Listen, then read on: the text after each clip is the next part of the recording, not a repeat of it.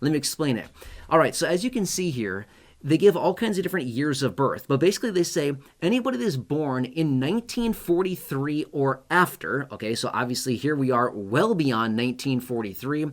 They say right there for every 12 months that somebody delays their benefit, they get an annualized increase of 8% or 2/3 of 1%, which is 0.667% of a raise per month that they delay claiming their retirement benefit after their full retirement age. And again, 2/3 of 1% or 0.667%, it's the same. 2/3 and 0.667% is the same.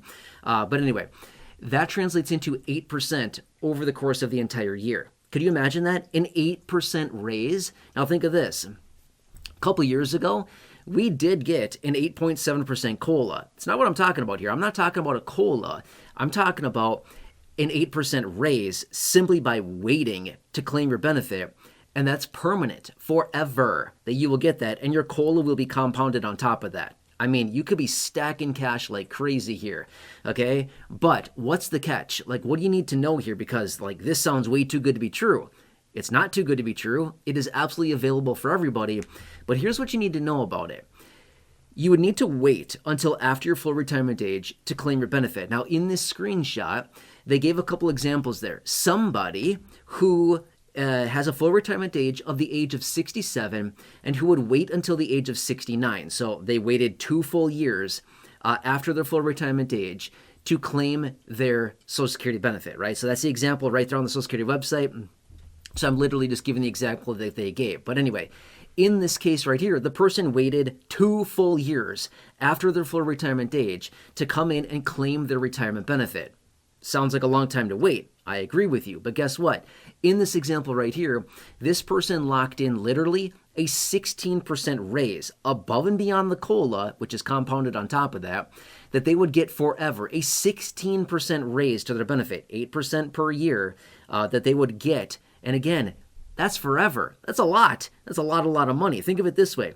If somebody is getting, for example, the average benefit of, say, $2,000, and they wait 2 years after the full retirement age, and they stack up 16% worth of delayed retirement credits after waiting 2 years on that, 16% on an average $2,000 monthly benefit, that'd be $320 more per month. Per month, okay? On an annualized basis, that'd be just under $4,000 more a year that person would be stacking up. It's a lot of extra money, right? Over the course of a lifetime, if they waited until, say, 69, they get an extra $320 a month, say $4,000 a year, just for easy mathematical purposes. I know it's a little bit less than that, but let's just call it $4,000 a year, and they collect benefits for, say, I don't know, 15 years. Let's just say, for example, it's a lot of money, right? That's $60,000 more that person would be paid over that 15-year period of time from Social Security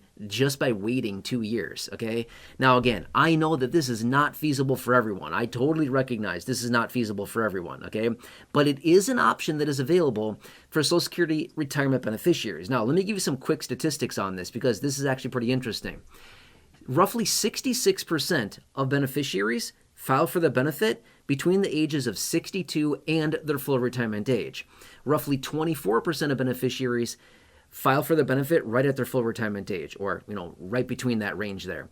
And then the other 10% of people wait until the age of 70. So you could wait until the age of 70 if you wanted to. That'd be, honestly, a lot longer than most people want to wait, but you could certainly wait until the age of 70 to file for your benefit if you wanted to. Now, there's no benefit in waiting after 70. The delayed retirement credits only go up to the age of 70. They don't extend beyond that. So max you could do is up to 70, and you could lock in up to a 24% raise by collecting all of these 3 years worth of delayed retirement credits. 8% per year times 3 years is 24% of a raise, okay?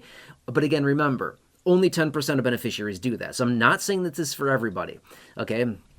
Now, one more thing as well. As you can see there on that screenshot, okay, a couple other things that they mentioned. They can pay retroactive, a lump sum retroactive payment of up to 6 months worth, okay? So let's just say, for example, that your full retirement age is the age of 67. You wait until 67 and a half to claim your benefit. At that time, they may offer you a retroactive lump sum payment for those 6 months that you waited to take your benefit. They may offer you that. It'd be 6 months, basically a big one lump sum payment to catch you up for the 6 months that you delayed if you want to. Now, if you take the lump sum payment, you would then be forfeiting the delayed retirement credits, okay? And it would basically be the same as if you claimed your benefit at your full retirement date. So remember, you don't get both, okay? You don't get the delayed retirement credit, the 4% raise in this case, because obviously you waited 6 months, half of a year. It'd be a 4% raise, not 8%. 8% is over the course of 12 months, but it'd be a 4% raise that you are basically forfeiting in exchange for basically a lump sum payment to effectively be going back to your full retirement age. Does that make sense?